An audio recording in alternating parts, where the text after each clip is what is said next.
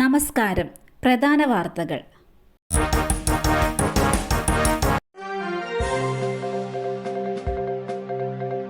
KSRTC ബസിനുള്ളിൽ കുഴഞ്ഞു വീണ യുവാവിനെ ആശുപത്രിയിലെത്തിച്ച bus ജീവനക്കാർ. പെരിന്തൽമണ്ണ പാലക്കാട് റൂട്ടിൽ സർവീസ് നടത്തുന്ന KSRTC ബസിൽ ഇന്ന് രാത്രി 8:15 യുവാവ് കുഴഞ്ഞു വീണത്.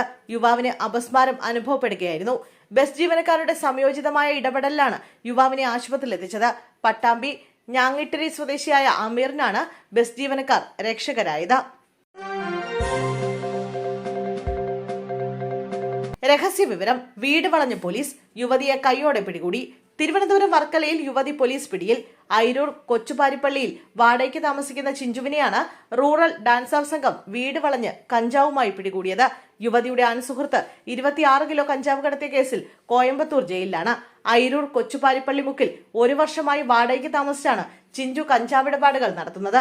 റൂറൽ ഡാൻസ് ഓഫിന് ലഭിച്ച രഹസ്യ വിവരത്തിന്റെ അടിസ്ഥാനത്തിൽ ഇന്ന് ഉച്ചയോടെ പോലീസ് വീട് വളയുകയായിരുന്നു.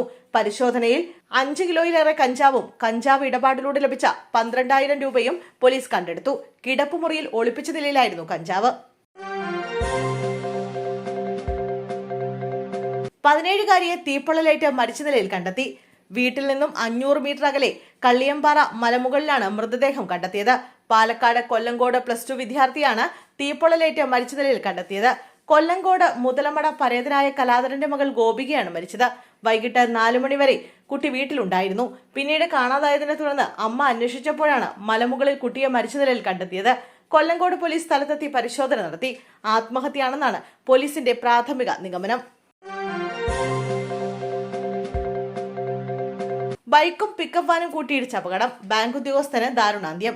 ഒറ്റപ്പാലം പാലോട്ട് റോഡിൽ കുന്നത്ത് വീട്ടിൽ കൃഷ്ണദാസാണ് മരിച്ചത്. വടക്കഞ്ചേരി SBI ബ്രാഞ്ചിലെ മാനേജറാണ്. കൃഷ്ണദാസിന്റെ കൂടെ സഞ്ചരിച്ചിരുന്നയാൾക്ക് പരിക്കേറ്റിട്ടുണ്ട്.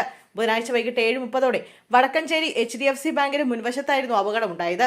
എതിർദിശയിൽ മറ്റൊരു വാഹനത്തെ മറികടന്നു വന്ന പിക്കപ്പ് വാൻ ബൈക്കിൽ ഇടിക്കുകയായിരുന്നു.